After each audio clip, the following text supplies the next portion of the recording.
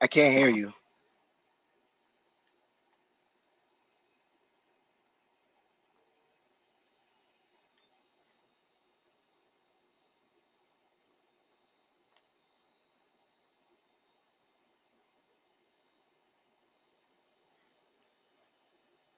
Still can't hear you.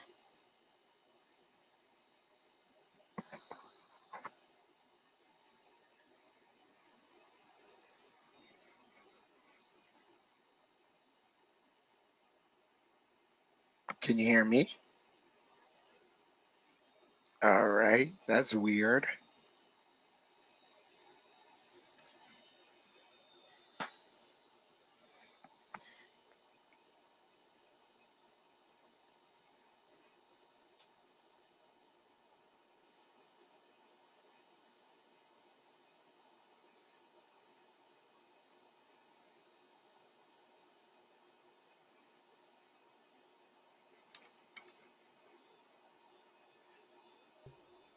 Testing, testing. Can you hear me? Yeah, now I can hear you. Okay, looks like it was sorry, it looks like the microphone messed up. But welcome everybody to Bronx Sports JEDI MMA show with Chef Dan and Austin here. My dad is about to go to sleep as he got to go work early in the morning tomorrow. And how you doing tonight, Chef? Uh, could be better. Just finished watching the Giants game. Giants lost via field goal, so let's just get straight to the MMA. Yeah, I can tell you. Yeah, that's what dad's watching it. And yeah, I can tell you. Yeah, let's just talk Yeah. MMA. By the way, shout out to that broken Dodgers jersey or shirt that you're wearing. Thanks. But yeah, obviously last week we didn't have any MMA, no major MMA, whether it be UFC, Bellator, but that changed this week as both Bellator and UFC are back. And like, if you want, we can break down this UFC card first, if you want. Okay. And what are your thoughts on this main event between Anthony Smith and Ryan Spann, Chef Dan? It's gonna be very interesting. It's two hard hitting guys that are, they're not a, their ground game is not really their strength. More so, I think Anthony Smith is better grappler than Ryan Spann, but I think these two guys are they're gonna finish it on their feet. That's the best way to describe this type of fight. These guys have enough power where I see it more so ending via a KO. What about you? Me, well, I can see why, because recently both guys have been getting the job done with their hands and feet, more hands more so than their submission. Although both can, have both have submission gains, especially Anthony Smith. He's got like 13 submissions, but he does have 19, yeah, 19 KOs, TKOs. But yeah, I think you're right. I think it based on the way that both guys have been fighting recently, it should probably be where it's a finish, probably be in the stand up or by strikes, basically. And it's very interesting, but. No, I was about to say I more so see it going that way because, like you said, uh, Anthony Smith's last couple of fights, he's been trying to end it via stand up game. Like he's it looks like he's been getting more and more comfortable with that. Right, right, yeah, that's trained with James Krause over there in his gym over there, and I forget the name of the gym. I apologize, but trained with James Krause and over there in Kansas City. Definitely, he's become more of a striker. Although he always one thing I am interested to see is how Ryan Spann responds to his biggest fight of his career because let's be honest, this is his biggest fights. I mean, it's main events on the UFC show going against a guy Anthony Smith who has fought for a world title and who's main evented other shows before. It's to see how Ryan responds. Does he get too aggressive and try one put on too much of a show where he calls himself, or is he become patient and calm? Or it's interesting to see how he. That's what I can see. I see Ryan Spann either more so putting on a show, or he's going to be very aggressive. I agree. Right. I think the last. I agree. I think he's either going to put on the show or it's going to be too aggressive. Going back to that Johnny Walker fight, I'm not sure if you remember that fight where he hurt Walker a couple times, but he was too aggressive, let himself wide open, and he got countered by Walker. And Walker was able to put him away, which was not. Which was I believe it was like last year that fight took place, early last year, if I'm Yeah. mistaken. Yeah. Right. Right, and Ryan Spann going into this fight has won 9 of his last 10 fights, and he is ranked number 11. While Anthony Smith is ranked number 6, and has won his last 2 fights over Devin Clark and Jimmy Crute. And Smith is basically like if he wins this, whoever wins this fight puts himself in the title picture, or definitely a lot closer to it. Especially Smith, 3 in a row and moved probably up the rankings. But Ryan too, if he goes out there and has a great performance against Anthony Smith. Also, one thing I think we should look out for is Anthony Smith going to go out and put on this a lot of output because if you remember in the Glover to Sheriff fights, he won those first 2 rounds, but he put out a lot of outputs. That's one of the reasons why he got tired and led to Glover basically beating him down rounds 3 and 4. Was that and we should see if this fight, let's say, gets past the first round or even second round, if Anthony Smith puts on a crazy pace or if he just slows it down and keeps it more steady. You get what I mean? Yeah, most definitely. And like you said, he Anthony Smith is one of the reasons why Glover Teixeira looks like a contender in that division. Like he is the reason why Glover Teixeira was able to make a comeback between him and Thiago Santos. But yeah, when you have that type of output that he showed in the Glover Teixeira fight, you're gonna get tired. This is a 5 round fight, so he has to fight accordingly.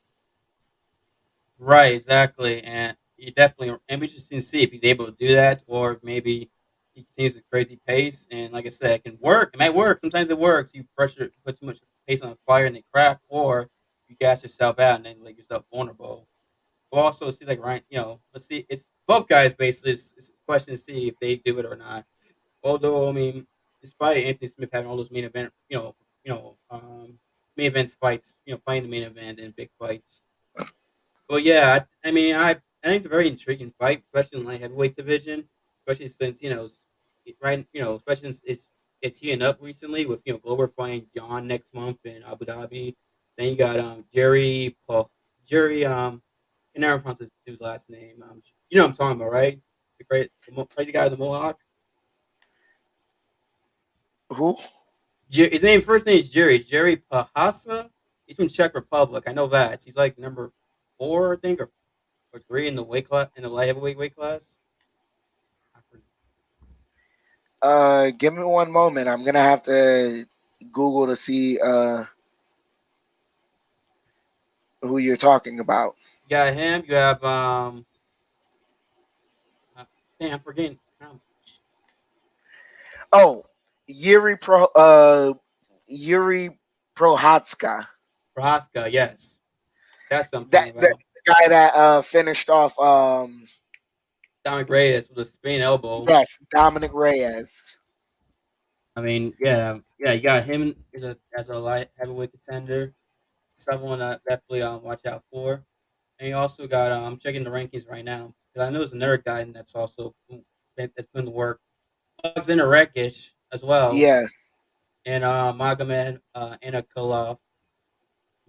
Who also another guy to watch out for. So lightweight divisions is getting interesting now. For a couple of years, it was kind of dead because historically the light heavyweight division has always been the premier division, not just UFC but all MMA. Really, I mean, you go Chuck Liddell to do Ortiz, you want to go Wanderlei Silva and Pride and Sakuraba and Rampage and Rashad and Leo Machida, Vitor Belfort, Couture fought there. T. Ortiz, I didn't mention him already. And then, John Jones, Rashad Evans. Jones obviously cleared out. So, yeah, and Cormier. So, it's historically has always been a premier division in the sport. And it seems like with this, with the UFC, recently the UFC and then Bellator now, which we'll talk a little bit later, the lightweight division is starting to become more glamorous division now, MMA. You see it that way, or am I wrong? Um, I mean, it for right now, as far as the UFC, the lightweight division is not. A couple of guys are having bad luck. So with that, but then again, they're having bad luck against high ranked opponents. So I couldn't really say it's bad luck. More so, I think a new class of light heavyweights are introducing themselves, and that lends to one of the reasons why a guy like John Jones leaving the light heavyweight division, it helped it because now you get to groom more stars. Right, exactly. And you see, now you're mentioning Rekic and Yuri and Magomed now stepping up, and like I said, whoever wins this fight puts himself, around that category. Those fighters, whether it be Ryan Spann or Anthony Smith. I personally lean towards Anthony Smith winning the fight just by experience, but Ryan Spann can pull it off. Like I say, he's won 9 of his last 10 fights, so I take very seriously, and and it'll be interesting to see what happens Saturday night with the main event. Any final words? Um, any final words on that? You said you have Anthony Smith taking the fight.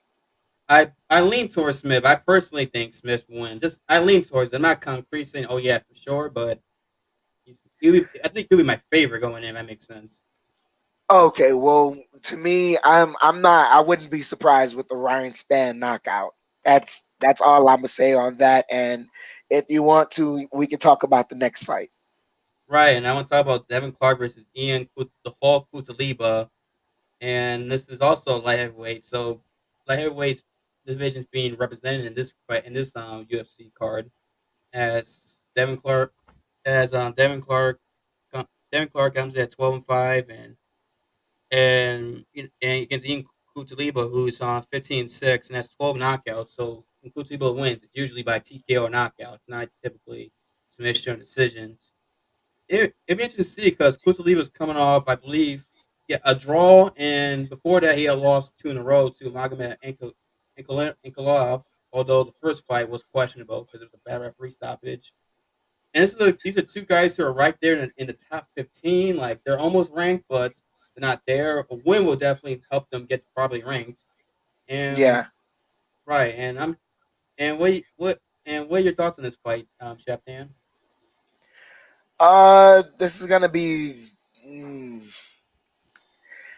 uh, man. Usually, when you have a stand up guy versus a grappler, it they usually tend, for some odd reason, they try to reverse roles in the fight. So you might see two guys. You might see two guys with displaying skill sets that they're not all the way comfortable with in the beginning, but it's going to degenerate down to what they're most comfortable to in the second and third round. So with that fight, I see it going the distance. I don't know who finishes who, but I definitely see it going the distance.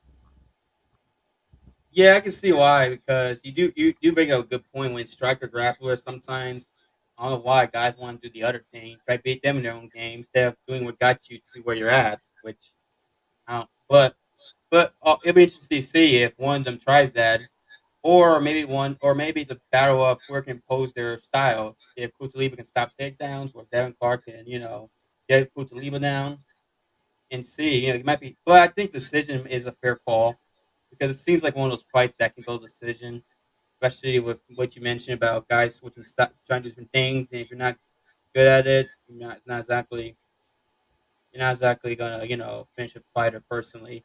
And what you think about Devin Clark? But No, I just no. Go ahead. Continue with what you were gonna say.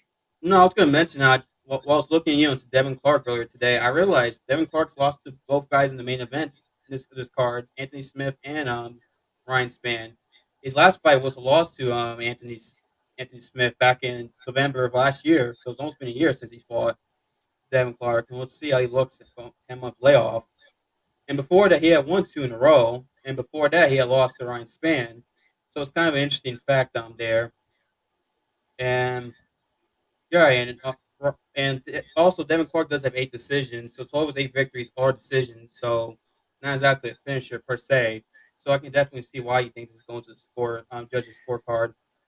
Most definitely. But also, what I want to say is, watching that fight, it seems to me like the first round is gonna deceive anyone. Like I think whoever loses the first round may go on to win the second and third round.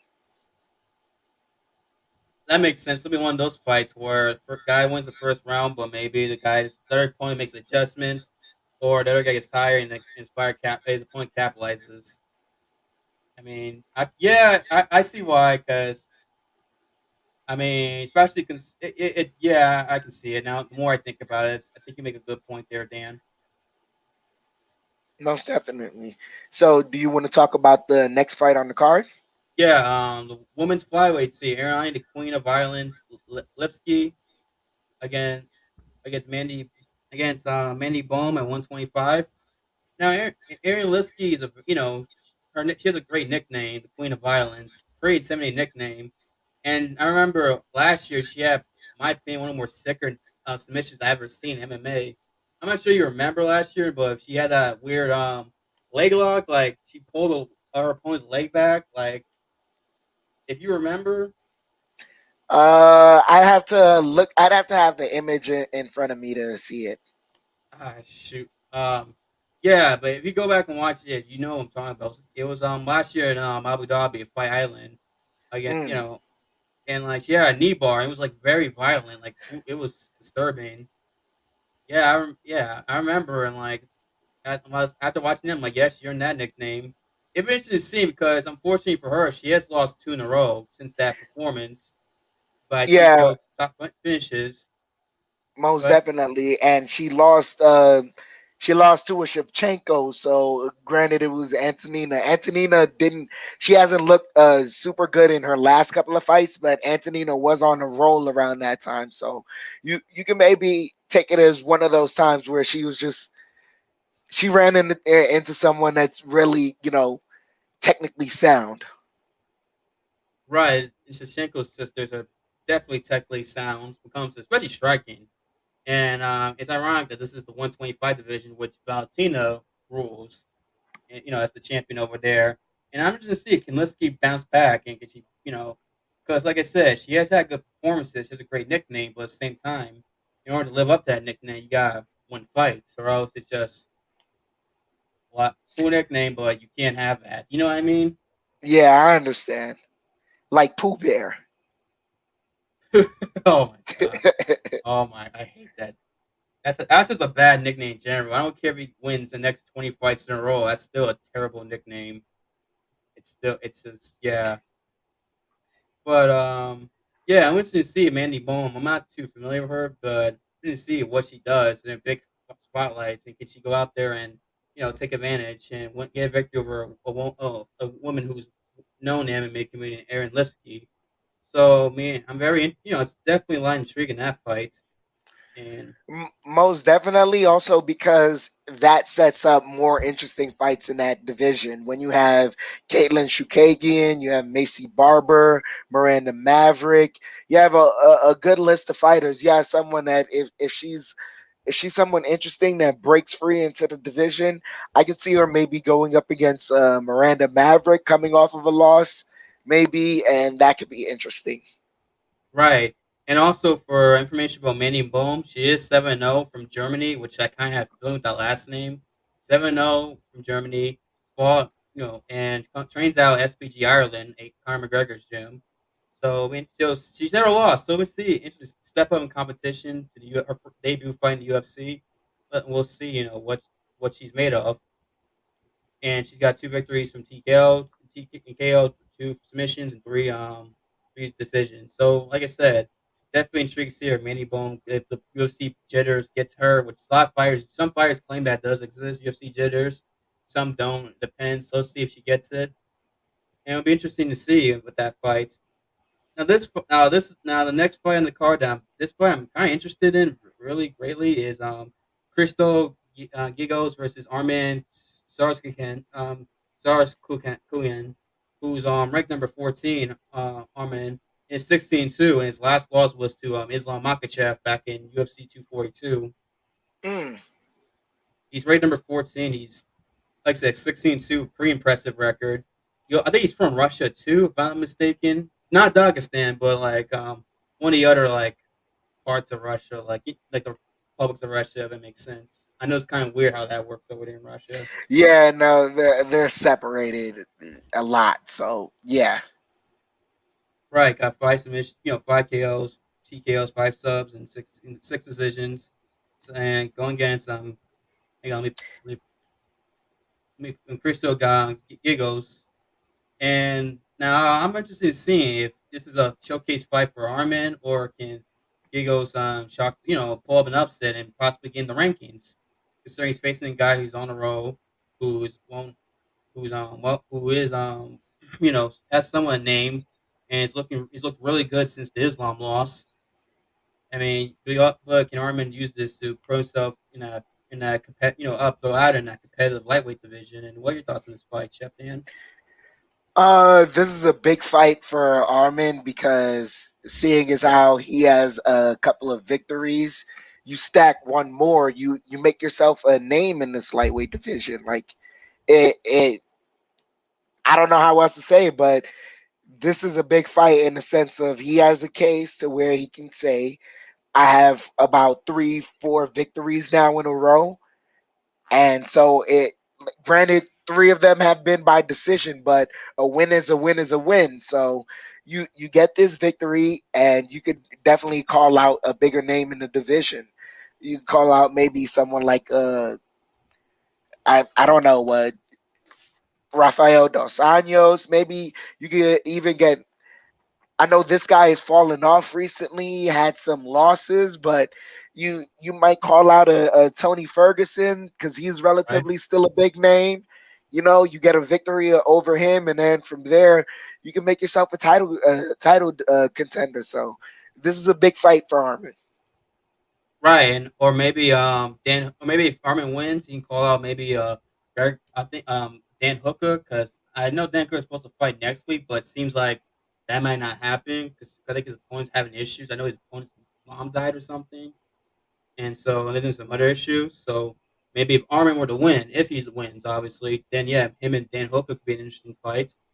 Also, maybe like I said, Tony Ferguson, you mentioned, Gregor Gillespie. Also, I do want to point out with Cristo Gigos, he has won 4 of his last 5.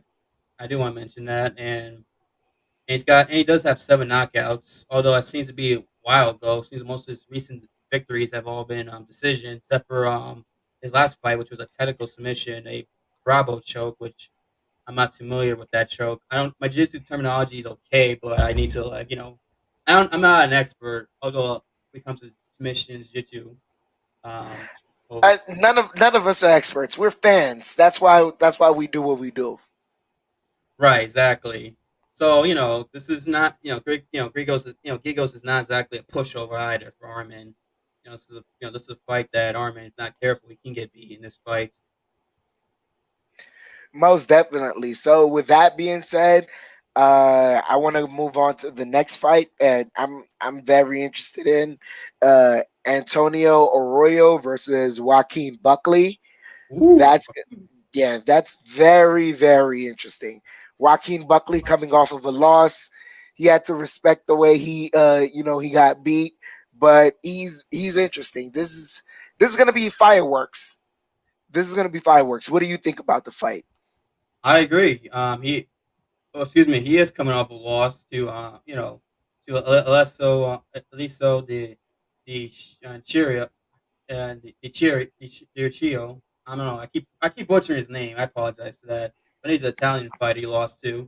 And last year he had the spectacular knockout of the year highlight, knockout with the spinny heel kick. But I remember his next few fought a couple weeks later, and he had another impressive knockout that no one talks about on on that pay per view card that Figueiredo fought Alex Perez on UFC 255 against Jordan Wright. No one talked about that knockout. That was obviously it wasn't as crazy as the first one, but still, that was an impressive knockout. So yeah, Joaquin Buckley, fireworks, exciting. He's somebody you definitely want to watch, and I'm interested to see can he bounce back or does Antonio Arroyo get him and does he use Joaquin Buckley to elevate himself? So I mean, this is definitely a fight to definitely pay attention to, especially if you're a Joaquin Buckley fan or if you like combat in general. Very interesting this fight. Also, want to shout out to Robert Parr who's watching us. Salute to Stone Cold Austin, Chef Dan the man. Shout out to you, Robert Parr. And yeah, but yeah, going back to this fight, I mean, it'd be interesting to see. I do want to see if Joaquin Buckley can if he makes improvements in his game, does he if he wins, does he win by spectacular fashion or does he win by decision? Playing it not safe, but not doing crazy things. If you get what I mean, Chef Dan. Yeah, I understand completely, but the interesting part about Joaquin Buckley's style of fighting is he doesn't look like a guy that's gonna win by decision.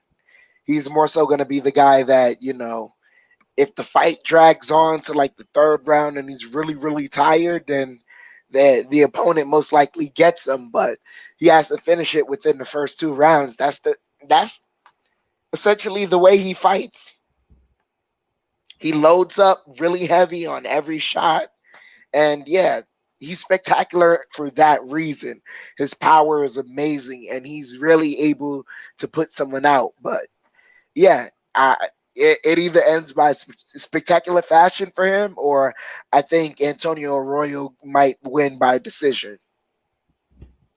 Right, and if I remember, look at his record here. He does 9 of his 12 victories are by finish TKO or KO. So usually he wins by knockout. Every once in a while, he gets a decision, but that's a good point. That's what they didn't think about. Yeah, if he's gonna win, it's more likely gonna be first round, second round, case finish. More likely, all unless Antonio Royal can maybe win by decision. Maybe they take the fight, control the pace, or excuse me, or maybe he catches Buckley and knocks him out. Maybe could be possible. Antonio Royal. This is very but Anyone can get caught. yes, that's right. And especially in this sport, anyone can get caught. That's a good point there, Chef Dan. And any any other fights you're looking forward to in the prelims, Chef Dan? Well, I'm looking through the list right now. There might be, I don't know. I, I I don't have a fight per se I'm interested in, but I am going to watch all the preliminaries because fight of the night. I keep telling everyone fight of the night doesn't happen on the main cards. Like 75, 85% of the time, it's on the preliminaries. You get wowed by someone on the preliminaries. A new star is born every card. So I'm not really looking forward to one fight per se. There's no name that pops out, but I am looking forward to watching and seeing a new star being born. Right, and I do agree with that. Interesting to see who can have their spectacular performance. Although one fight I think that I'm thinking about looking at it that you might want to keep your eye out is women's bantamweight fight between Penny Kinzad versus Raquel Pennington. Now Raquel Pennington did fight for the bantamweight title against Amanda Nunes. Uh, yeah, 3 years ago, and she is someone that's known. Like I said, fought for the women's bantamweight title against Van Nunes 3 years ago. Now, Panay Kinazad is from Iran, and she is ranked number 12 in the UFC women's bantamweight division, and is coming off four victories, including victory over Alexis Davis, a veteran of the sport, going back to the Strikeforce days. So this could be a potential a breakout performance for Penny Kinazad if she beats Raquel Pennington. So that's definitely, I think, a fight. Now I look at it, that's something that people might pay attention to. The price is in the prelims, considering you got someone Raquel Pennington, former Chow challenger, against someone that's ranked on a roll and Penny. Kind of surprising when you think about it. Um, yeah, I'm more so I can understand that. Raquel Pennington did look dominant in her last fight against Marion Renault. Granted, Marion Renault was retiring after that fight, win, lose, or draw. So you have to take that result. I mean, I don't want to doubt the fight in Marion Renault, but knowing that she was going to retire, you may have to take that result with a grain of salt. So I'm interested in seeing that. But other than that, like you said, um, a new like that is going to be interesting. Very, very interesting. Right. Yeah, and also you're right. That's a good point you mentioned about Marion Renault. Yeah, she beat Marion Renault her last fight, but like you said, Marion was retiring at points and things like that. It's weird. I just realized she beat what's the Mexican fighter? The one who won recently, Irania Aldana. Crazy. She actually beat her like not that long ago. Kel Pennington. Not surprising. But yeah, it Yeah, was Irina Aldana, yes, but it was by decision. So split decision, so it was a close fight going to the judge scorecard. Aldana, although, has looked much better since then. She's won three in her last four fights. So, like I said, she's definitely someone that bantamweight weight class who's rising up. And well, oh yeah, good. and this is oh man, the sad part. I'm hearing that I believe she's booked for Jermaine Durandamine, and I believe the news coming out is Jermaine Durandamine is not gonna be able to fight in that fight. So I don't know, but yeah, because her last fight against Yana Yes. Kunitskaya, Yep. yeah, very impressive. Right. And you are correct. Jeremy has to withdraw due to an injury, which is sad because they were scheduled for the Madison Square Garden card in a little over a month. So, who knows? Maybe the winner of this fight, whoever wins impressively, if they win impressively and quickly, could do a quick turnaround, maybe fight Aldana. Because considering if you beat Aldana, that really, especially if you're Penny, you can have back to back breakup performances and put yourself in the title contention like that. Or Or Phil what could Benson, or but what could happen is if the UFC, I don't know if the UFC is that interested in it, they might have two backup fighters come in and they make a new card and you move Pennington up to face Aldana and make a rematch right there. maybe yeah, e- exactly. Especially if, like I said, that's a good point. Or if Pennington gets a quick victory against and against Kinazad, she can get a quick turnaround, maybe fight Adanya, and maybe because Adanya would like to get, I'm pretty sure would like to get that fight back and beat her, and then she can get a step closer back and gain the title contention as everyone in the division is chasing Amanda Nunes basically, you know. But yeah, it's definitely interesting to see with with that fight. But yeah, definitely, it's good to have. It was weird not having UFC for a week because we're so used to it. Yeah, but with the return of football, I guess some people had something to distract them. But college football and football returning over the weekend, that's a nice distraction. But let's get back to this type of violence. We enjoy this type of violence. Right, exactly, and right, and yeah, it felt weird. Although I'm not complaining too much because sometimes I do like. I think the UFC puts too many shows on. That's just me. That's just me. I'm not. I know it sounds weird me saying that because with UFC shows we have a lot to talk about. But still, it's good that sometimes have quality. But that's just me. That's another discussion for another day. But yeah. Any more? Anything else you want to say about this UFC card? Like I said, I'll say it again. Um, please watch the preliminaries. A new star is born every event. Just watch the preliminaries, and if you want, we can get right into this Bellator card.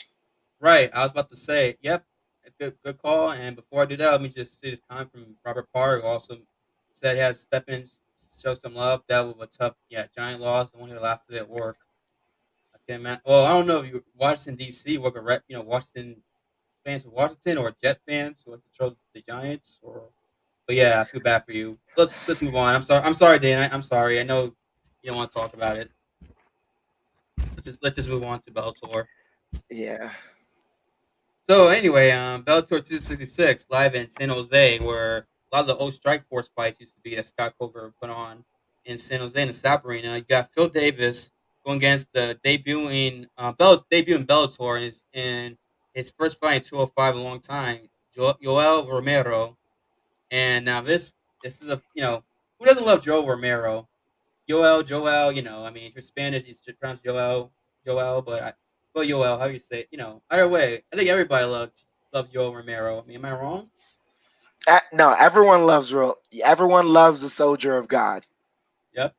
Got that great song too. If you ever listen to his entrance song, even if you don't understand Spanish, it's still a great song. But yeah, I mean, Joel Romero, I mean, even though he's come off 3 losses, but all of them were close. I mean, yeah, the Israel and fight was not great. Let's just be honest. It was a decision due to lack of activity. Right. It doesn't help that the Joanna Young Jacek and Zhang Li fight happened the fight before. That definitely makes it worse. Yeah, because that was fight of the night.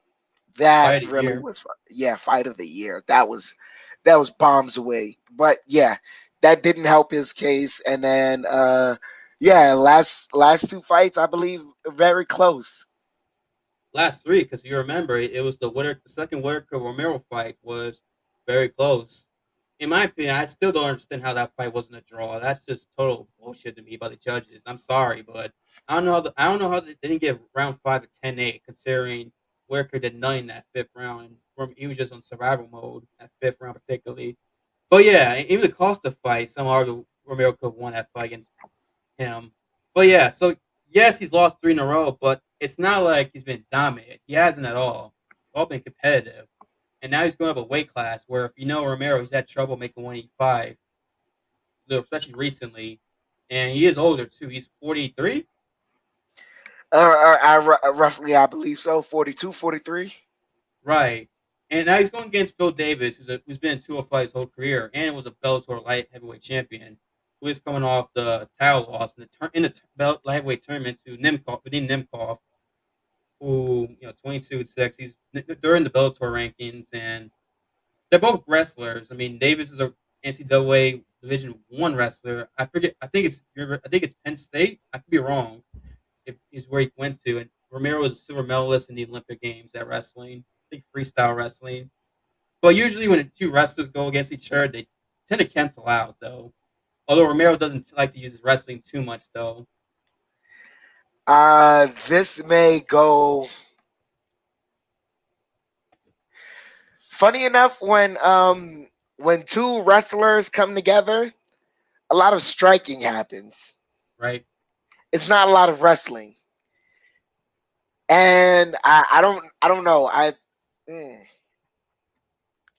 Does Phil Davis have the longer wingspan than Yoel Romero? Great question, actually. Let me look that up right now. I didn't even think about that. Shoot. That's a really great point you mentioned. I haven't heard many people bring that up, especially when it comes to two grapplers, the wingspan, because if you have a longer reach, it might be easier to grab someone. I even That's a great point. Like that's a factor that I'm kind of that's something I'm factoring in with this fight. Right. His reach is Phil Davis' reach is 79 inches. Now I'm trying to see Romero's reach. Great, great, great point, man. That's a really excellent point. I didn't even think about that. Over here, let's see. Romero's wingspan. Shoot. Why is it not telling me? Hang on. Somebody's, 73. So Phil Davis does have the 6-inch reach advantage over Romero. All right, so we're gonna see Phil Davis kind of trying to keep Yoel Romero on the outside versus Yoel Romero trying to rush it on the inside. Right. I mean, but that's a fight he's used to all his life. Um, Not only that, but also Romero's got power. Let's not forget his both yeah, hands and the knee too. His knees are deadly. Don't sleep on Romero's knees. yeah, like he's very flexible and loose for his age. Like he's yeah. Right. And I'm very This is tough because, and also, I believe Phil Davis has a number three ranking in Bellator. yes he does. So if Yoel Romero takes this victory, that catapults him right into a title shot contention. Because the champion, he's gonna fight Rumble Ru- Johnson, I believe. Yes, next month. Next month he's fighting Rumble, and then then if he were to win or Rumble wins, they'll have to fight the winner of Corey Anderson and Ryan Bader on the other side of the tournament. And then after that, obviously, whoever wins that fight's the champion, tournament winner. And yeah, Romero can maybe if he wins impressively, he could fight the winner of the tournament, or maybe. Eh, But No, I'd say that's the guy you call. He go he if he wins the fight, you go finish the tournament and know that I'm here waiting. Like your job's not finished. After you've won the tournament, you now have to defend the title. right Repeat the famous line. You're not a champion until you defend it. once, yeah, I think Matt Hughes is the one that started Matt that. Hughes. Yeah, legendary fighter. I mean, if you got young kids don't know, Google him, watch his fights. Legend, in sport. Second greatest welterweight behind George St. Pierre. I mean, I know people say Usman, but let's see Usman can continue winning. But Yeah, Usman has a ways to go. right, but yeah, that's a good yeah. But Phil Davis, going into this fight, he has won about, if I'm not mistaken, about five of his last seven fights. Now his two losses were to Nemkov, the light heavyweight champion, who is arguably the best 205 of all of MMA. Now that's a debate you can have, him and Jan, if you want to take that debate. But I mean, he currently has I believe Nemkov has a championship, right? yeah, He has all the right to dispute that. right.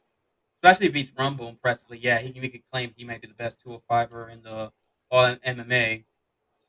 And and like I said, that's an exciting fight in the lightweight division. We'll get there when we get there next month, which which I'm excited for. And yeah, Phil Davis usually most of his victories, if I'm not mistaken, are by decision. Although he has some finishes, he has 11 finishes and 11 decisions, so it's a mixed bag depending. Although most of his fights, if Phil Davis were to win, it'll be decision most likely. I don't see him getting a finish unless Romero gets tired and just can't continue. But Romero's tend to be patient. He's very, a patient, calculating fighter. Strikes when he knows how to. Oh, my bad. Strikes knowing he has to strike. However, I do want to know if he's him and fighting 205, would that change everything? Considering that he is doesn't cut as many weights. People say when you cut weight, your gas tank tends to go down and you get tired. It's him going up the weights. He have more energy and be able to exert it. That's another thing we have to look for in this fight. Exactly what you were saying because the way I see it, if Yoel isn't looking to dominate the first round, then the second round is his round. That's the round we have to look for the most activity from Yoel Romero. Because if it doesn't happen by the second round, I believe Phil Davis will take the fight by the third round. Right, that's a good point, and that's a great point when you think about it. I mean, I've noticed his whole career he tends to do well in the second round most of his career, if you think about it. Yeah, but I more so feel like with this fight, this is a fight that you because you're going up a weight class and you're now more so comfortable with the extra weight because you if you had problems all your life, this is the weight class you're probably more comfortable with. Now your gas tank should be a little, a little bit more. From that standpoint, yeah, the second round is definitely his round, and I'd say late first, early second. Right, and also 20 pounds is a big difference. I mean, people forget it's 25 and 205. At 20 pounds, a giant difference. And yeah, like we're interested to see what happens in this fight. This is exciting. I mean, I'm really looking forward to this. Like I said, the light heavyweight division in both Bellator and UFC is being represented in this card and being represented. It's basically light heavyweight weekend in MMA, if you want to call it that. And yeah, and then the co-main event of the Bellator main card is Neiman Gracie going against Mark Lemminger. Lemminger 12-3, Gracie 10-2. He is ranked number 4. Neiman Gracie. Obviously, he's a Gracie. What are Gracie's known for? Brazilian Jiu Jitsu. Grappling. Yes, Yeah. they basically invented Brazilian Jiu Jitsu. I mean, if you're a Gracie, you're a Jiu Jitsu guy. Let's be honest. The day a Gracie guy is a better striker and grappler.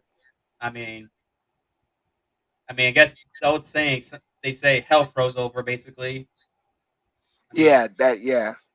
I agree with you completely there. So we're gonna see Neiman Gracie more so go for grappling. right, and Um, and Mark Lemminger, it seems like he's the guy that's he's more so a striker. So a striker versus a grappler is gonna be interesting. Um, man, if a guy is really confident in his skills, sometimes he'll go straight into it. And like you have a guy like man, Khabib learned to do this later on, but he was one of those guys where he knew he was so good in his grappling and his sambo that like when they have the ability to just put that pressure on you and just go straight for what they want. It's no joking, no kidding around. And so I hopefully that's what we see from Neiman Gracie. But if not, I see Mark Lemminger being dancing around being a striker. right, and obviously Nama's 10 victories for Neiman are basically submissions, which is what a shocker. Gracie submitting people, and like I said, I'm glad you pointed out Leminger's record. Most of his fights, victories are half his victories are TKO KOs, and he has 3 submissions, 3 decisions. So yeah, the important thing is can Lemminger stop the takedown and stop the grappling exchange and get out dangerous grappling exchanges, which is easier said than done. I mean, if he gets taken down in his position, I mean, ooh, I mean, unless you've been training with elite, legitimate black belts, I mean, you're gonna have troubles. Even then, I mean, Grace has been doing this his whole life. I mean, we see. Go ahead. No, I agree with you completely. But also, what people should be looking for with this fight is understand that he's a jujitsu artist and not an American wrestler. So his takedowns are not going to be dependent on the shoot. It's more so going to be like getting the grappling along the cage and going for trips and of that nature and trying to chop at the legs and really weaken the base to bring him down. That's what he's going for. If he can get him close enough, if he can get close enough to where they're just grappling on the cage.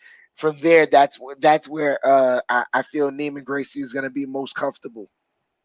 Great point, man. I'm glad you mentioned that. That's an excellent point. That not traditional American wrestler. Sometimes we sometimes forget that just because you're a jiu-jitsu guy doesn't mean you take down like American wrestlers. There's a difference in takedowns, especially if how a wrestler does it, whether it be American or Russian or like Eastern European or sambo or even a judo or jiu-jitsu. It's all different. I'm glad you mentioned that. You trips and stuff, and weaken the base if Lemminger can prevent that, he and keep it standing, he's got a shot.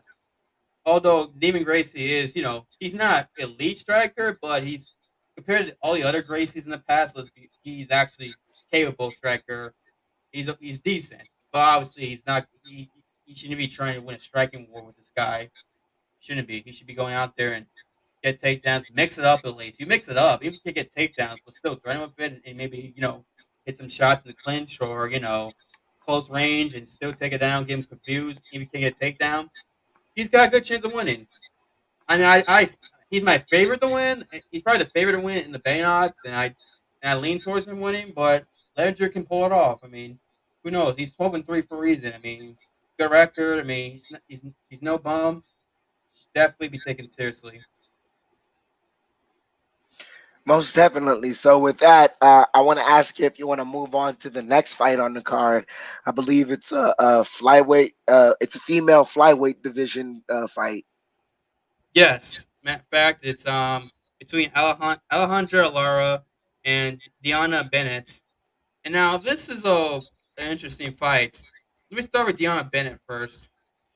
It's her record is 10-7-1. Now you may think that's not exactly the greatest record in the world, and it's not really when you think about it.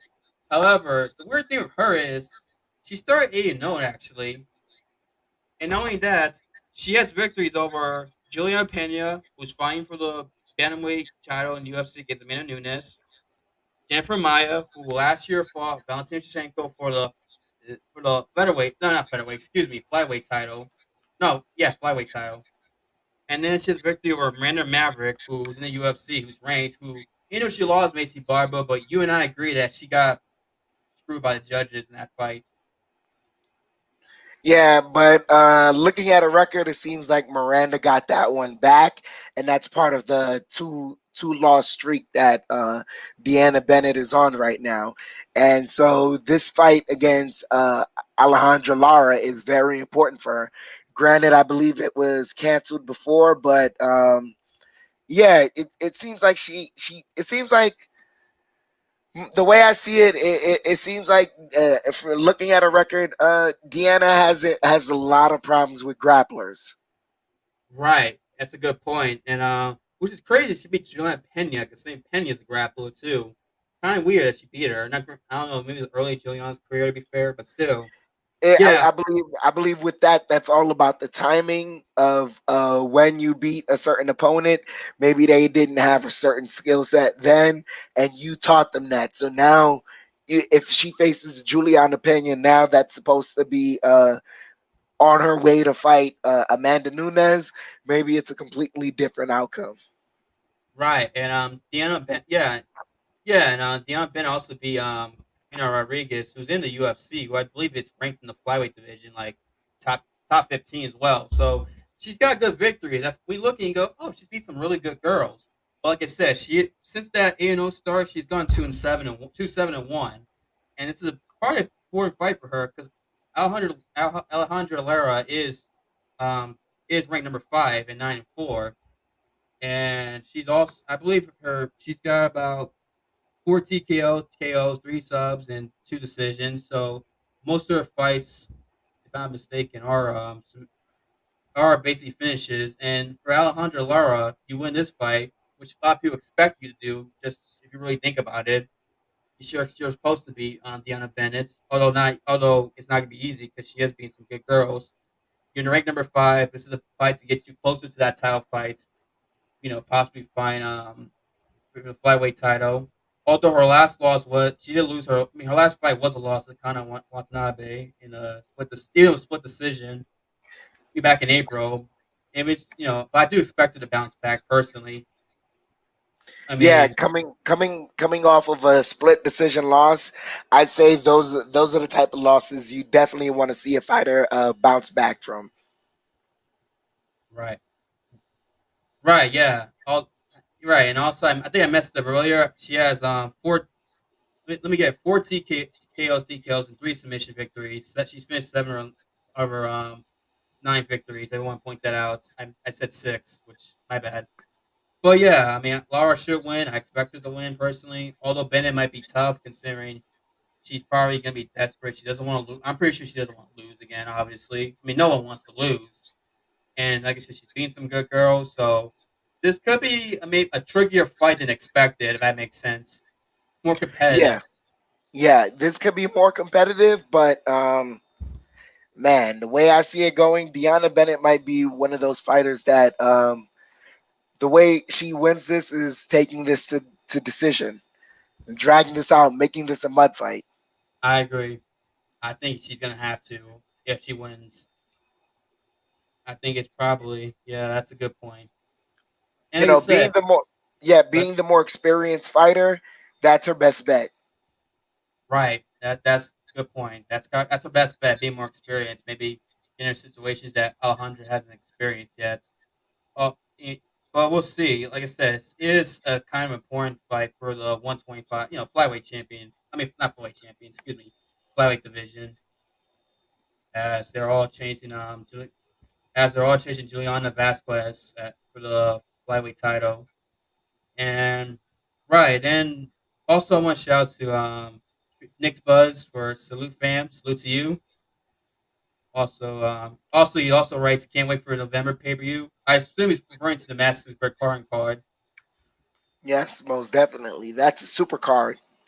That's a super card. Right, and are you? By the way, are you able? Are you? I mean, how expensive? This ticket's got to be expensive. Let's be honest. A Master Current card, a USD pay per view. I mean, that's. I mean, maybe it's not expensive. I mean, who knows? I mean, tickets My now. sit- I'll just say this: I did plan on purchasing tickets for that, but the way my schedule is looking right now, with me having to return to work soon, and certain things are lining up for me, I'm not so sure if I will be able to. But if I can, I'll let you guys know. But yeah, I'm trying to be in the building and get some live camera feed for that for you guys.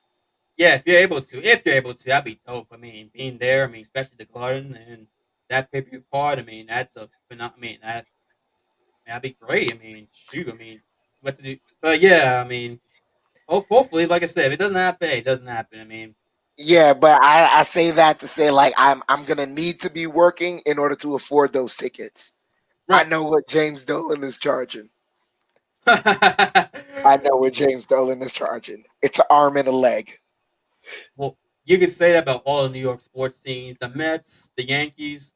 I mean, don't get me started on Yankees. Do Yankees stay? I mean, that's just Let's finish, please. Let's that's not even. Uh, right. Yeah, but yeah, you're right. And also on this Bellator card, the next fight is Georgie Kat. I always butcher his last name. Kara Karakanyan. Kara Kanye against Saul Rogers, and Kara Kanye has 31 victories, 11 losses, one draw. Saul Rogers 14 wins, 4 losses, and in the 155 division. These are two guys who I believe are on the cusp of being ranked in the top 10 in Bellator, because Bellator, their rankings are top 10. They're not top 15 like the UFC. For those of you who don't know, it's top 10 basically. And Saul Hangman Rogers, which is a cool nickname by the way. He's from England and he's got 9 submission victories and 4 decisions and 1 TKO. So he gets a lot of submission. So if he's gonna win, it's usually by submission typically. And Yeah, Georgie's from Armenia. I know, not from Armenia. He's from America, but I think he's Armenian if I'm not mistaken. He's a veteran. He's got 42 fights. No, yeah, 44 fights, 16 yeah, victories himself. yeah. But He's born out of Moscow, Russia. oh, Russian. I don't know why I said Armenian. I apologize. My bad. I don't know. For some reason I thought he was Armenian. I don't know why. It's fine. It's fine. Right. And his last victory was a submission over Kiefer Crosby back in the Asian McKee Pitbull card in late July. So this is kind of a quick turnaround for him, basically. That was like, yeah, a month ago, basically. A little less than 2 months ago. Yeah, but I mean, because the submission was in the first round, so you can see he barely took any damage. Good point. Yeah, yeah. You know what? Yeah, yeah. Basically, I was mentioning with Raquel Pennington and Penny fight that basically if they were quick victory, just do a quick turnaround. Yeah, it makes sense. If you get a quick victory, why not do a quick turnaround? And they're both submission guys. Like most of the victories are submission. So it'll be interesting to see. Is it gonna be a grappling exchange where they're gonna try to outdo each other, or it's gonna be like you have two wrestlers and they have a stand-up war. It's gonna be like that also. That's it's very interesting to see what It, happens. it is very interesting. I'm checking out some of the statistics right now. Uh, wh- I don't, man. Georgie seems like the guy that's gonna be a more aggressive striker. Yeah, yeah, I can see. Yeah, that's a good point. So the fight is always gonna start with two guys on their feet. So I if he's more aggressive, I mean I'd be surprised. I wouldn't be surprised if Georgie wins this via ground and pound. You know what's a good point? He could win. Yeah, that's a good point by ground and pound. Considering he's got more TKO and KOs than Saul Rogers, Heyman Rogers. and he's the more experienced fighter. Is just, having what is it? I believe he has 42 no, 43 fights under his belt. Having that much fights under your belt, it helps you. Right. Yeah. Yeah. And Rogers is 18, so that's a big gap in experience. And so it'll be interesting to see. Yeah, like I said, I think the experience might help him win. And so, I mean, I can't. I want. It's interesting. Like I said, I don't mean to seem redundant by saying that word, but yeah, I mean, can the experience play a factor, or is the youth going to help Saul Rogers out? Because I believe Saul Rogers is younger than Georgie.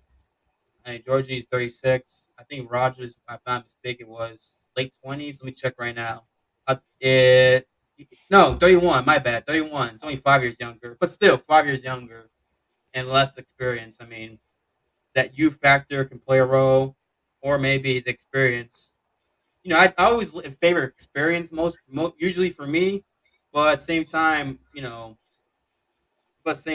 unless the guy's clearly lost a step and like is downcline, because sometimes you can tell. Even Vin's like, nah, you've got the guy who used to win. You favor experience based on the type of fighter that they are. If they're a fighter who always put forth technique, maybe never always had the best power, but could knock someone out from time to time. But you had, a guy who was always about technique. That guy, he's kind of ageless. Right. The Okay. fighter who focuses on technique is kind of ageless and usually fights to go on to fight for like onto their mid 40s and have a long lengthy career. You even see a guy like Anderson Silva who, after having such a lengthy UFC career, but he was always a guy who studied boxing and was always about the fundamentals in boxing. He just knew a creative way to incorporate it into MMA, and so now he's doing these boxing matches. But Anderson doesn't look out of style. He looks like a guy who's very comfortable there, and so uh, Jose Aldo, who we saw a couple weeks ago against Pedro Munoz, like a very technical fighter. And you see up against these younger guys and soon to be younger contenders, it means nothing to him because it's all about the technique for him. Great point. Yeah, exactly. I was about to bring up Anderson Silva, and you just read my mind. Yeah. I mean, look at it. I mean, in his UFC run, people forget he was champion in his 30s. That wasn't his 20s. It was like I think it was like 31 or 32 when he became UFC champion, somewhere around there. And then didn't lose the belt till it was like I believe 38, 39 when he lost the belt to Wyman. So when he was doing all his great run, he was in his 30s, and now look at him now. He's boxing, but yeah, he still looks good. Doesn't look old. I mean, he looks like youthful. And also, even when he was his last UFC run before the Uriah Hall fight, he was doing well. I mean, even his losses, he wasn't getting dominated. Like Israel lost, and he didn't get dominated. The Bisping lost, he was. Some argue he might have won.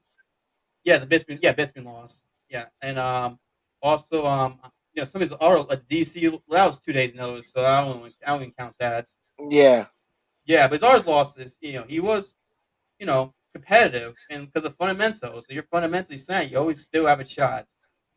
That's a good point that you made, Dan. And we'll see if Georgie is fundamentally sound. Despite being experienced, 40 plus fights in his mid late 30s.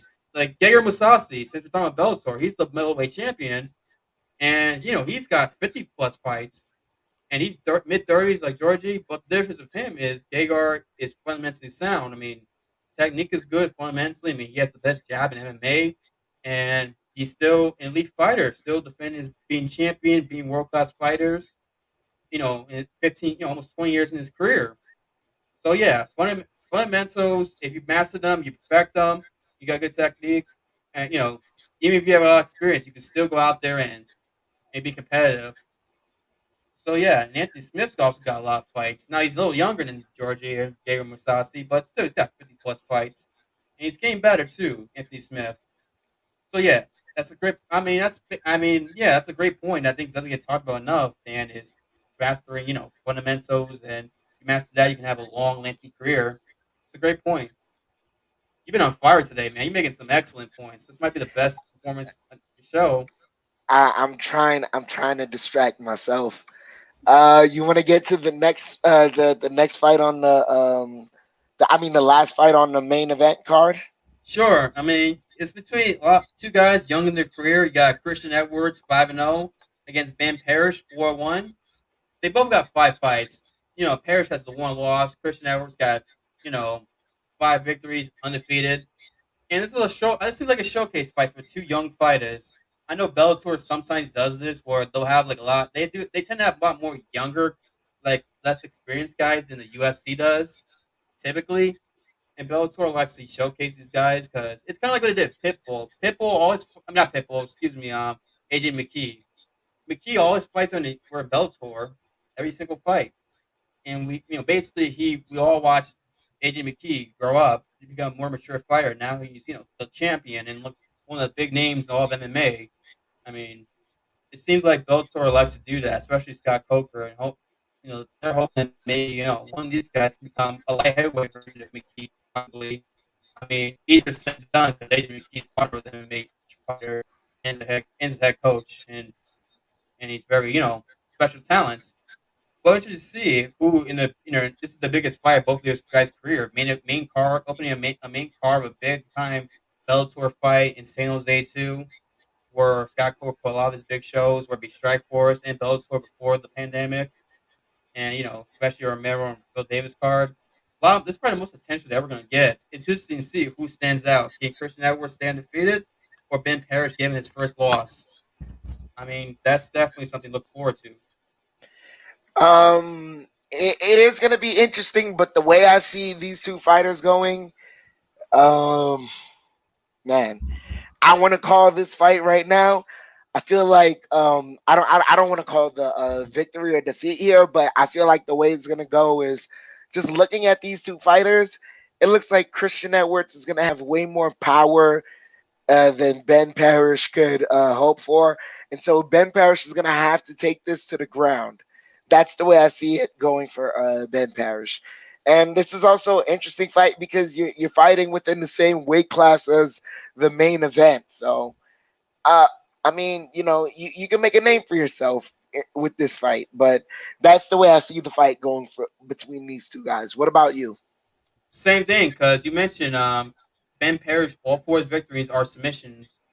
So I mean, he's been getting submitted a lot, guys. So you think so? If you're him, just take him to the ground. If you take him to the ground, you like your chances. You have the best shots of getting a victory. Now Christian Edwards has he's got more power than him. He has two KOs, TKOs, one submission, two decisions. So he's won multiple ways, but he's got power though. He's not afraid. He can't knock a guy out. So, Well, so you're I'm more right. so, but also one of the more deciding factors for this, I believe, is going to be it's going to. Oh man, how do I say this? Okay. Christian Edwards, he's gonna need. It's all dependent on his grappling defense. If it's sound, this fight goes his way. If it's not, good night, Irene. That's a great point. You're right. Yep, that says it all. If whoever wins the grappling exchange just wins the fight, basically. Edwards can defend well, stop takedowns, get out submissions, and as well. If he gets taken down, he's able to get back up. He probably is going to win the fight. Now if Parrish can take him down and get back, Edwards in bad positions, get attempt submissions multiple times, he's probably going to win. No, he will win that way. Yeah, so it's basically who wins the grappling exchange, who gets better who gets the better geography in the fights, as Tay Atlas says. If you ever watch Tay Atlas break down fights, boxing, MMA, he said one thing I always liked that I never thought about to now. Whoever can show the geography of the fights wins the fights. So shout out to Tay Atlas there. Most definitely, OG of the game, always knows what he's talking about. He's always dropping dimes and wisdom. Yep, I mean he gave your boy Patty Pimlin a lot of love. So yeah, I mean Teddy Atlas, yeah, great boxing analyst, and pretty good MMA analyst too, despite being new to it. He brings things that no one realizes. So yeah, whoever controls the geography of this fight, in terms of grappling, is going to win the fight basically. So, with that being said, I want to ask you: are there any fights on the preliminaries of this card that are interesting to you? Hang on, let me check. I just want to make sure this is right. That I'm not reading the that. There's actually a couple fights where the two fighters are making their professional debut in the undercard, which I find very curious. I mean, you got Aaron Hutter against Bobby Serrano the third. Both of them are 0-0 in professional. Then you got Socrates Hernandez versus Pedro Juarez, both 0-0. Both from the bantamweight division too, which is arguably Bellator's best division in terms of talent and all that. And it's kind of weird. It's kind of you don't see it often in major MMA promotions, like Bellator, UFC, PFL, maybe one, but where two fighters. Well, actually, PFL might do it somewhat. It's weird seeing major promotion where where two fighters are making their professional debut against each other at the same time.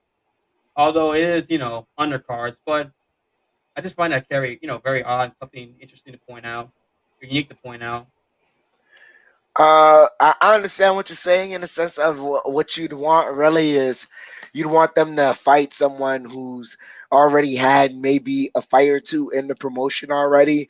So to introduce them to the level of combat that, the level of competition that you want them to adhere to. But I mean, this is also another way of making fireworks. When you have two guys that are hungry and want to make a name for themselves, and they see the guy across from them has a 0 and 0 next to his name, then they feel like, hey, man, that guy he can get taken down and get knocked out and get submitted just like any other person. And so when they go in with that mindset, when you have two fighters that go in with that mindset, it usually ends up in fireworks. So that may be the recipe for something special there. Yeah, is that good point. And like I said, all four, these two fights, all the fighters are 0-0, so they want to get the first victory. So everybody wants to get the first victory, especially this is gonna be, instead of finding some regional show where it's maybe like 150 people there, it's gonna be at least a couple thousand, probably in the prelims at least. That are gonna be actually MMA fans didn't arrive early, so it's gonna be at least like 5,000 people, maybe 10,000 people already there to watch them fights and make their debut. I mean, they're gonna want to put on performance. I mean, look at Nick Sexy. I mean, he now granted he had a couple of fights already, but he went out and got over the crowd, had show some had good show some skills. Although he didn't win the fight, but he was taken on short notice, so give him benefit of the doubt, and he got a name for himself. So maybe one of these fighters can do that as well. So we'll see. Most definitely, and like I said, man, it might be the recipe for something special. So it's a preliminaries, new stars within the UFC. Same thing happens over in Bellator when you have these guys who usually when people think there's not a title on the line, they're not fighting for anything. Like that's the most important time right there. That the goal isn't visible yet.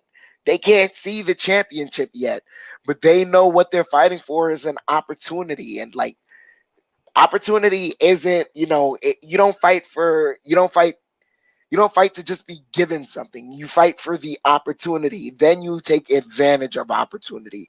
And that's what we want out of these fighters. That's, I think that comes with the title of being a fighter, not just as far as combat, but in life, period. You fight for opportunity, then you take advantage of it. That's what you prepare for. So it's going to be very interesting. With that, anything else you have to say, Austin? No, you said perfectly. I mean, in terms of combat sports, competition, or life, you got to fight for opportunity. Once you get it, you got to take advantage of it. I mean, just want to give you applause there because that was, very good. Definitely very, like I said, you've been on fire today, man. I mean, might be the best. I mean, you've been killing it today, Jeff Dan. I mean, yeah, great point. Fight, take advantage. It's coming from pain right now. That's all I have to say. you're like one of those music artists that they write their best music when they're in pain, basically, like that. Yeah, I mean, yeah. But yeah, yeah, definitely. Very, Bellator coming on. Well, the Bellator main card starts at 10 p.m. and the UFC main card starts at 7 p.m. So they're not gonna be conflicting with each other. I mean, well, maybe the main event, the UFC, and the early main card, but that should be over. But Romero and Davis should be by the time that comes, the UFC event should be over, basically. So you might be able to watch. You can watch some of the UFC and then go watch the Bellator afterwards. So there's no like head-to-head competition with those two. And there's some other. Go ahead. no, go ahead, go ahead. Yeah, there's some other MMA news I want to talk about because there's been two retirements of two very well known, very popular, very great, very good to great fighters recently. And Joseph Benavidez just retired last. I think it was last night or late Tuesday night. I forget. I think it was last night. Last night, yeah. He retired. And yeah, Joseph Benavidez, great career. He retired last night. And the second retirement was today of Carlos Condit, the natural born killer. Yeah.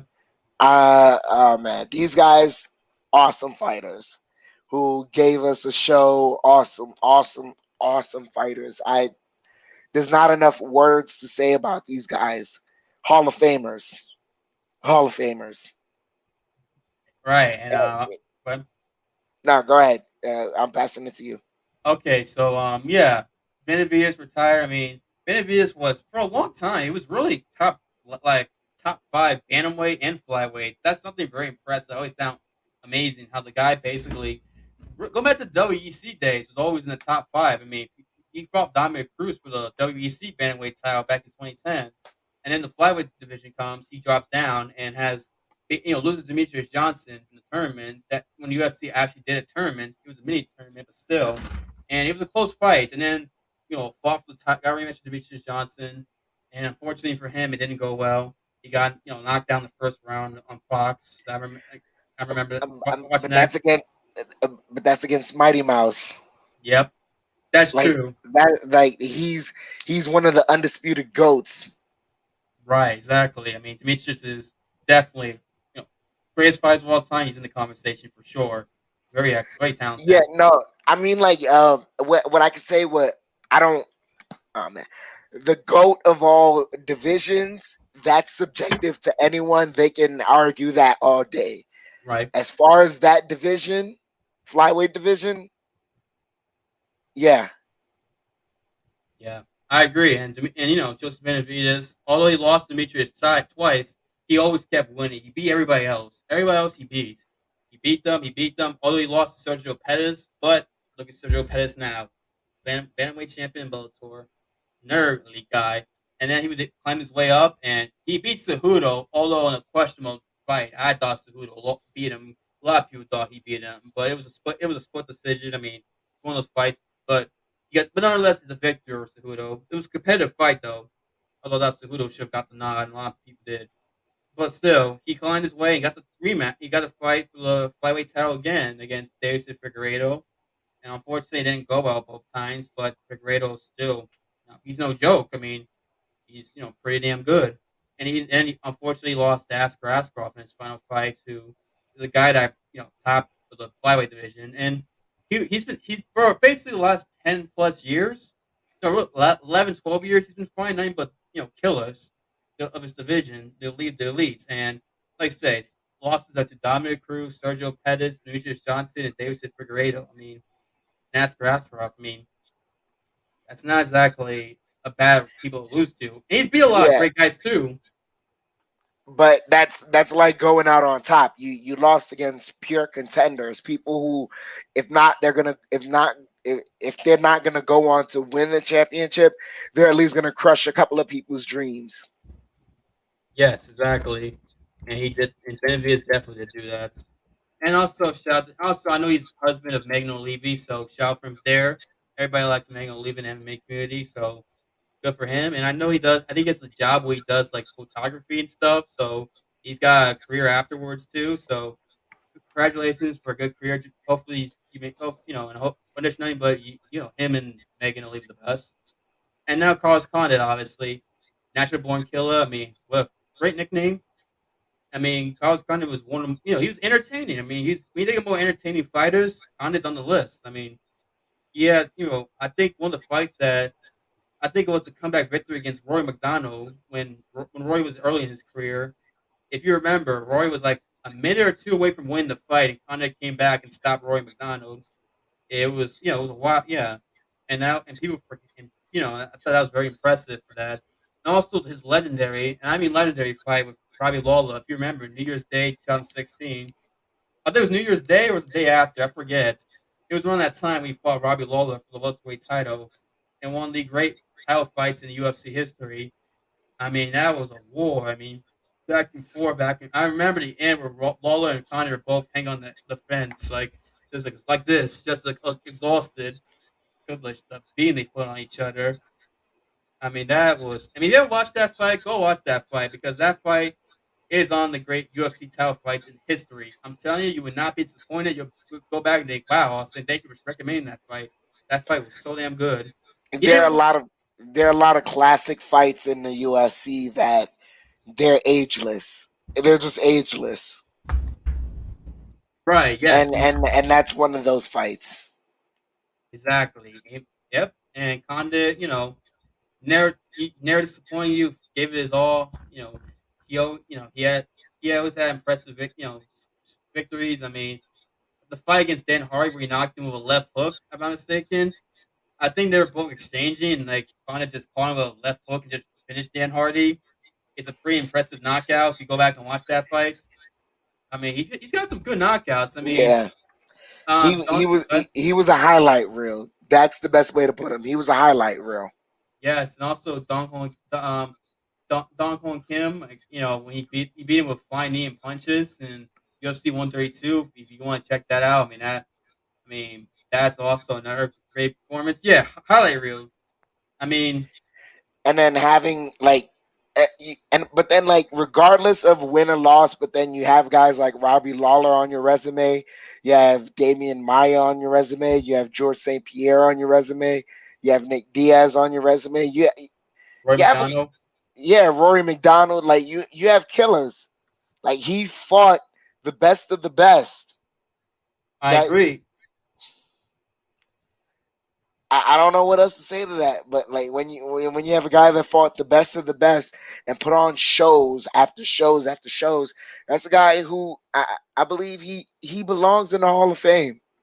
I think so. Yeah, I think UFC is eventually going to put him in their Hall of Fame because he gets to make great performances for them. Great fights, great finishes, great wins. I mean, what? I mean, it's hard to deny him. I mean, like you said, he fought against George St. Pierre, fought against Johnny Hendricks, who's a former welterweight champion, Tyron Woodley, Yeah, Dan Maya, Robbie Lawler. He beat Dan Hardy, Rory McDonald, fought for the welterweight title. Rory McDonald, who was one of the best welterweights in the world.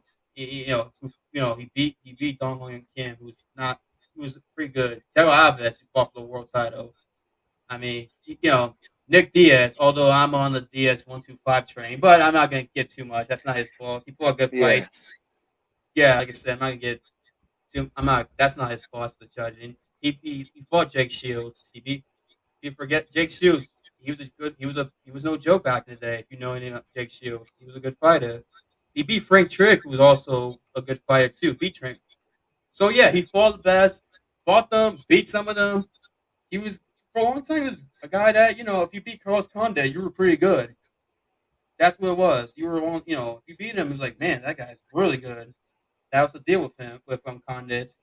So yeah, congrats to you for a good career, Carlos Condit. Hopefully, you retire and have a good life. And me and Dan both wish you the best for your future, whatever it is you do in life. Even when he came back to me, man, like even this nice little I believe 3-4 fight comeback that he's had, he was putting on shows. Granted, some of them ended in defeat, more so some of them ended in victory. But yeah, he put on shows even when even when he came back. So yeah, much respect, much blessing, and I hope he enters the Hall of Fame. I agree. He should. You're right because he beat Corey McGee and Matt Brown. He was on a 2-fight win streak after losing to Michael Chiesa, another guy he fought who's legit. So yeah, I agree with you. UFC Hall of Fame, both guys, Benavidez and Carlos Condit. I mean, they both deserve it. They're both entertaining. I mean, all those MMA fans are upset that both of them are gone. But but hey, our guys get old. Appreciate them when they're here because eventually they're gonna retire. We never Most forget that. definitely. Most definitely appreciate fighters now. Don't give them crap for how they lose a fight, or especially with the MMA game, because we're learning like it's not really about, it's rare you find guys that go undefeated in their careers. Those guys are rare, but even some of the greatest have losses on their resumes, because what we appreciated wasn't really that, oh, they came in and won every time, but they bounced back just like us.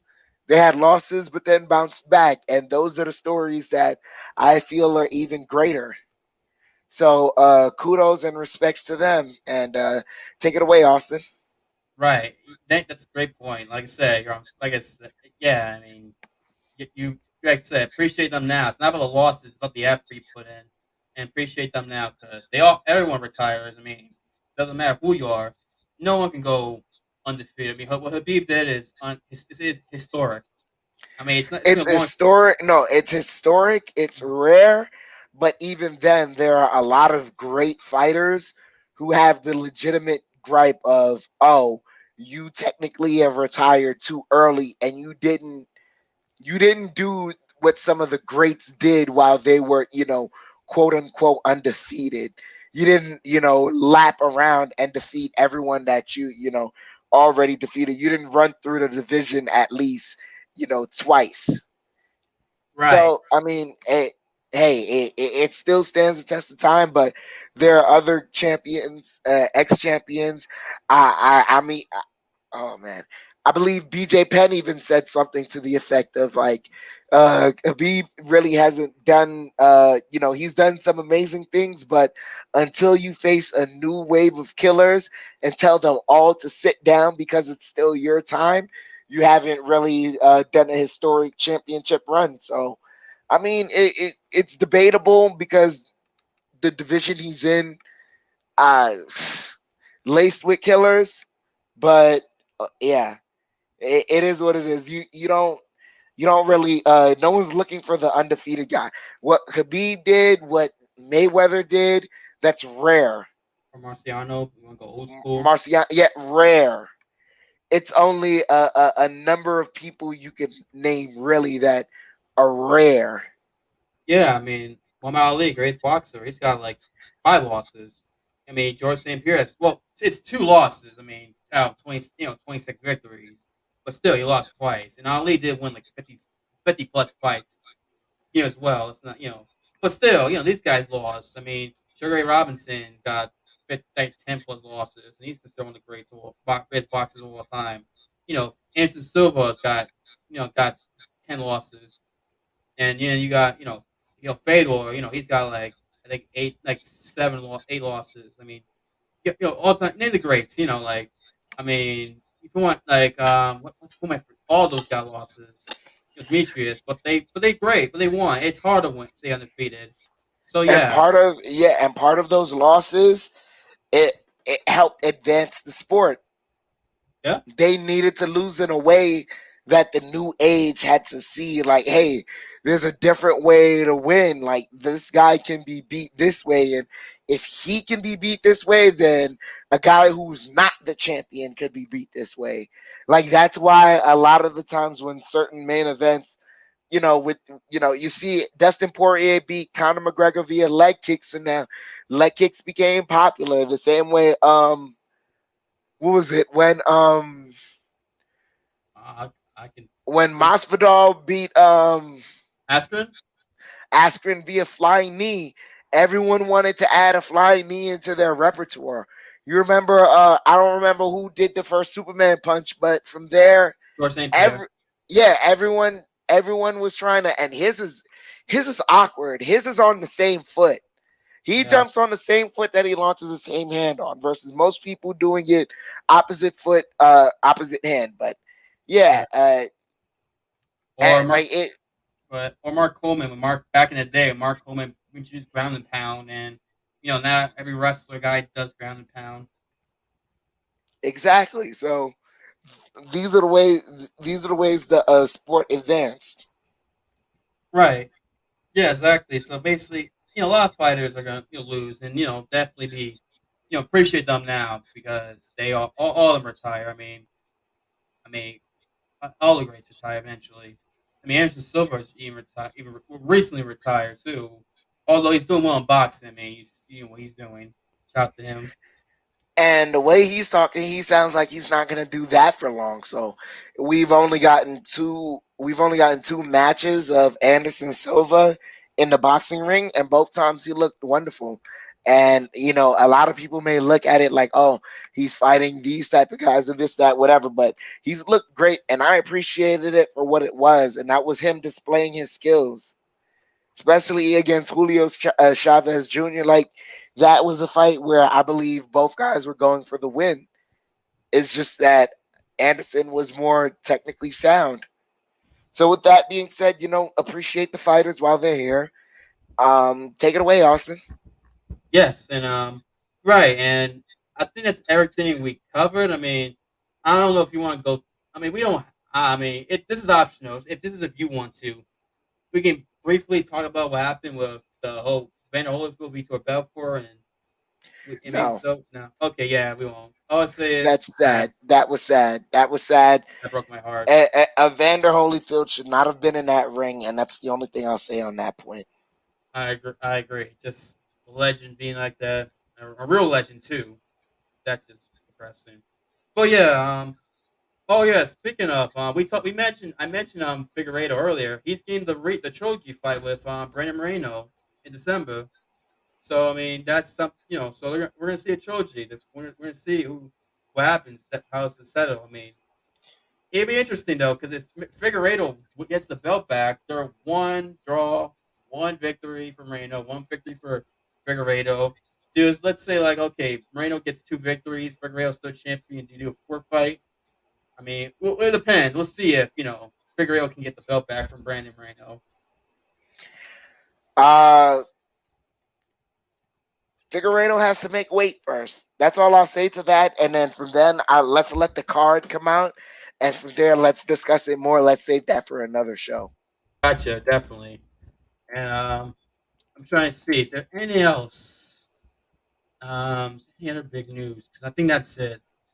Because I know that um, no, I think that's it. That's all the big news, and I think we can end it here. It's 1 a.m. in the morning. I don't want to keep you too long, Dan, because I don't know your schedule. I don't know if you got to wake up early or do anything. Nah, I do have to wake up in a few hours. Well, not in a few hours per se, but I do have to get my mom ready for physical therapy. Okay, yeah. So we're gonna end it here because sleep is important, and also take your mom's important. So thank everyone for watching this. While you watched it live or you watched it, you're watching an archive. We appreciate you guys. Hit the thumbs up button and share. And thank you for the support. We appreciate you. Me, Chef Dan, my dad. We all, we all appreciate you, your guys, and your support. Thank you for the commenters, Robert Parr, Nick's Buzz, and also shout out to my dad who wrote earlier. Have an awesome show. Sorry for not reading that from earlier. Obviously before he went to bed. Thank you guys. Thank you, all of you, and thank you all supporters. And thank you for your love, and we look forward. And like I said, look forward to these fights. And anything else you want to say, Dan, before we head off? No, just look forward to the fights. Please watch the preliminaries. Yep. Please watch the preliminaries. That's all I'll say to that. Don't miss out on the show. Other than that, everyone have a good night. Have a good night. Salute, salute. Have a good night. Salute to all you. Have a good night. God bless, and we'll see you. We'll see you next week. Bye.